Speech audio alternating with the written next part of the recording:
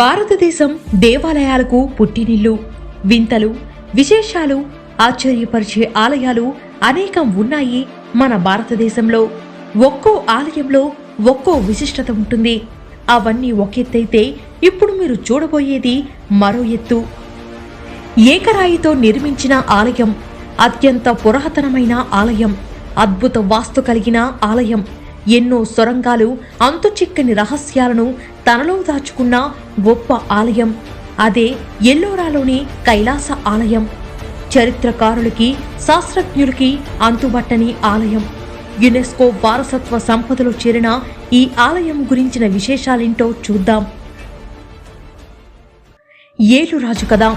సహ్యాద్రి పర్వత శ్రేణిలోని చరణాద్రి కొండల్లో ఉన్న ఎల్లోరాలోని 16వ గుహలోని ఏకశిలా నిర్మాణమే కైలాస దేవాలయం. అయితే ఈ ఆలయాన్ని ఎప్పుడు, ఎవరు, ఎలా నిర్మించారనేది ఇప్పటికీ అంతుబట్టని రహస్యం. వందల సంవత్సరాల నాటిదని కొందరంటే, వేల సంవత్సరాల క్రితమే నిర్మించారని మరికొందరు వాదిస్తారు. ఇటీవల లభించిన కొన్ని ఆధారాల ప్రకారం క్రీస్తుపూర్వం 8వ శతాబ్దంలో కృష్ణ 1 అనే రాష్ట్రకూట చక్రవర్తి పునర్నిర్మించినట్లు అధికారులు చెబుతున్నారు.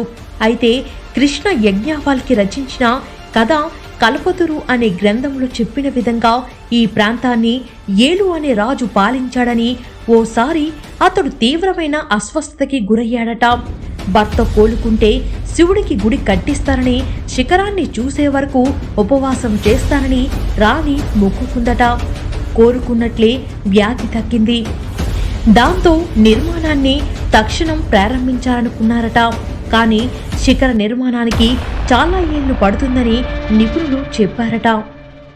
పైనుంచి కిందకు చెక్కిన ఆలయం.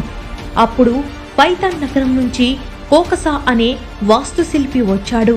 పర్వతం పైనుంచి కిందకి చెక్కుతూ కొద్ది రోజుల్లోనే శిఖరాన్ని నిర్మించాడు.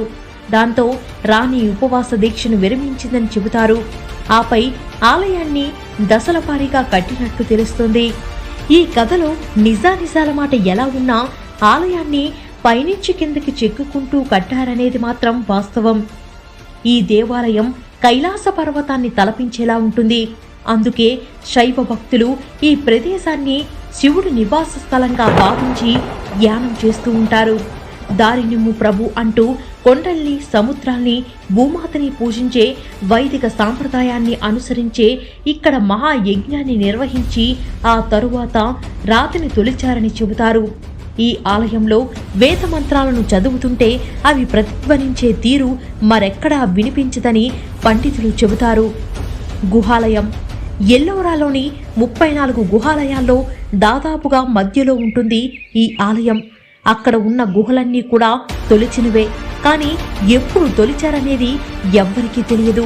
బహుశా 5 నుంచి 10వ శతాబ్దం మధ్యలో అయి ఉంటుందని కొందరు చరిత్రకారులు చెబుతూ ఉంటారు. ఆలయ విశిష్టత. కైలాస ఆలయానికి చుట్టూ ఉండే గోడ 276 అడుగుల పొడవు, 154 అడుగుల వెడల్పు, 100 అడుగుల ఎత్తు ఉంటుంది. హిందూ సాంప్రదాయంలో భాగమైన ఏనుగులు ఈ ఆలయంలోని లోపలి భాగంలో కూడా కనిపిస్తాయి. ఆలయం మధ్యలోని గర్భగుడిలో శివుడు కొలువై ఉంటాడు. మిగిలిన గుడుల కంటే భిన్నంగా ఈ ఆలయ శిఖరం చాలా చిన్నగా ఉంటుంది. మధ్యలో ఉన్న మండపం నుంచి నంది వాహనం వరకు వంతెన లాంటి నిర్మాణం ఉంటుంది. నందికి 2 వైపులా ధ్వజస్తంభాలు 45 అడుగుల ఎత్తులో ఉంటాయి. ఆలయ ప్రాంగణంలో గర్భగుడితో పాటు గంగా, యమున, సరస్వతుల కోసం నిర్మించిన మందిరాలు ఉన్నాయి. రామాయణ, మహాభారత గాథలు, శివపార్వతులు, వరాహమూర్తి, మహిషాసురవధ వంటి కళాఖండాలు ఇక్కడి గోడల మీద కనిపిస్తాయి. ఈ ఆలయంలో మరో ప్రత్యేకత. రావణాసురుడు కైలాస పర్వతాన్ని పెకిలిస్తున్నట్లుగా చెక్కిన శిల్పం ఆకర్షిస్తుంది. ఈ శిల్పం భారతీయ శిల్పకళలోనే అద్భుతమని చెబుతారు. ఈ శిల్పం కారణంగానే కైలాస దేవాలయంగా పేరుకొచ్చిందని చెబుతారు. ఔరంగజేబునే భయపెట్టిన ఆలయం.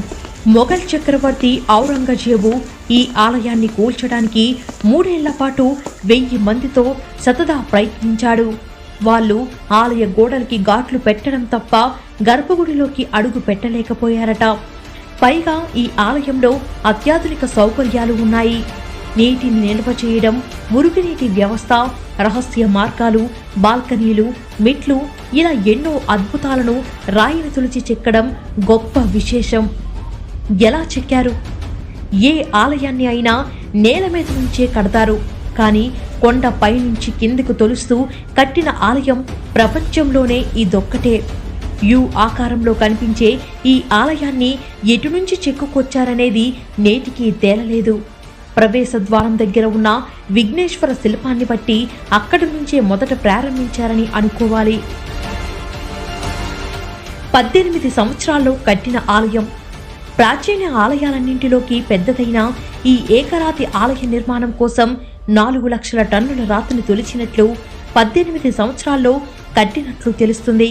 కానీ 18 ఏళ్లలో విరామం లేకుండా తవ్విన 1,00,000 టన్నుల రాయిని తొలగించడం సాధ్యం కాదని, ఈ మొత్తం నిర్మాణాన్ని 7,000 మంది రాత్రి పగలు కట్టినా కనీసం 150 సంవత్సరాలు పడుతుందనేది కొందరు ఆర్కియాలజిస్టులు అంచనా. ఎంత గొప్ప సాంకేతిక విజ్ఞానాన్ని ఉపయోగించినా 18 ఏళ్లలో కట్టడం అసాధ్యమని అంటున్నారు. పైగా చుట్టుపక్కల ఎక్కడా కూడా ఇంత పెద్ద గుహను తొలిస్తే కుప్పలు తెప్పలుగా వచ్చే రాళ్ల ముక్కలు లేదా పొడి ఆనవాళ్లు కూడా ఎక్కడా లేవు. అలాగని ఈ గుహ సహజంగా ఏర్పడినది కాదు.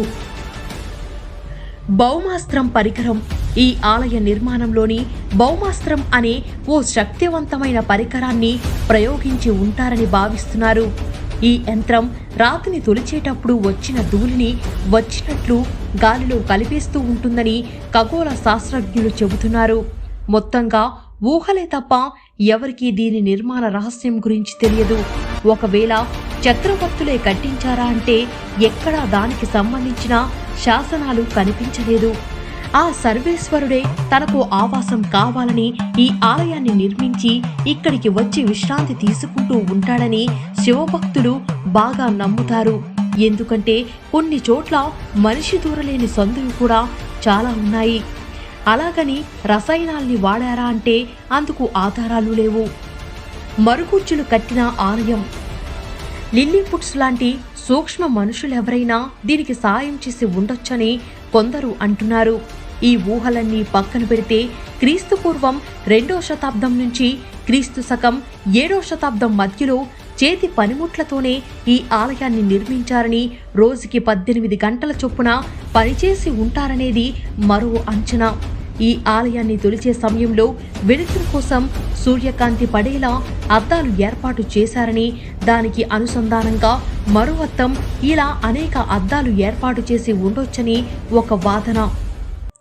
కానీ ఆలయం లోపలి భాగాల్లో ఎన్ని అద్దాలు అమర్చినా సూర్యకాంతి పడే అవకాశమే లేదు. మహామునులు జ్ఞాననేత్రంతో చూసి చెబుతుంటే చీకటిలోనే శిల్పులు చెక్కి ఉండవచ్చని కొందరు చెబుతారు. ఈ ఆలయాన్ని చెక్కిన శిల్పికి వేదాల గురించి, విజ్ఞానం గురించి, వాస్తు గురించి ఎన్నో విషయాలు తెలుసుండాలి. నిర్మాణంలో అద్భుతమైన ప్రతిభా పాటవాలు, వేల మంది శిల్పులతో పనిచేయించగల నేర్పరితనం అతనికి ఉండి ఉండాలి. ఆలయంలో సొరంగ రహస్యాలు. ఈ ఆలయంలో మరో విశేషం సొరంగాలు. ఇవి 40 అడుగుల లోతు వరకు ఉంటాయని చెబుతారు. కవాలియర్ లూయి అనే వ్యక్తి ఈ సొరంగంలోకి వెళ్లాడని, పెద్ద లోహరాతి వేదికలు బ్యాటరీల సహాయంతో ఛార్జింగ్ అవుతున్నాయని, వాటి మీద 7 వ్యక్తులు కూర్చొని ఉన్నారని, మధ్యలోని వ్యక్తి రూపం అస్పష్టంగా ఉందని, కానీ ఆయన మాట్లాడుతున్నాడని చెప్పే కథలు ప్రచారంలో ఉన్నాయి. ఇక ఆలయంలోని శివలింగంపై పోసే నీళ్లు ఎక్కడికి వెళ్తాయో ఎవ్వరికీ తెలియదు. బహుశా సొరంగ నగరంలోకి వెళ్తాయని ఊహిస్తున్నారు. ఈ ఆలయ ప్రాంగణంలో నేలకు రంధ్రాలు ఉంటాయి. గాలి, వెలుతురు కోసం ఏర్పాటు చేశారని ఊహిస్తున్నారు. వాటిల్లో పిల్లలు పడిపోయే ప్రమాదం ఉందనే ఉద్దేశంతో ప్రభుత్వం వాటిని మూసివేయించింది. అయితే అక్కడ విలువైన నిధులు ఉండొచ్చు, లేదంటే ఆలయం కింద అంత పెద్ద సొరంగాలు ఎందుకు తవ్వినట్లు అనేవాళ్లు ఉన్నారు. లేదా అవన్నీ ప్రాచీన నగరాలుగా భావిస్తున్నారు. గుండ్రంగా ఉన్న ఈ రంధ్రాల్లోకి మరుగుజ్జులు లాంటి మనుషులే పడతారు. దీనికి నిదర్శనంగా ఇక్కడి గోడలపై వారి రూపాలను చూస్తే అది నిజమే అనిపిస్తుంది. ఏది ఏమైనా ఎన్నో అంతుపట్టని రహస్యాలకు నిలయమైన ఎల్లోరాలోని కైలాస దేవాలయం చూసి తీరాల్సిన అద్భుతం.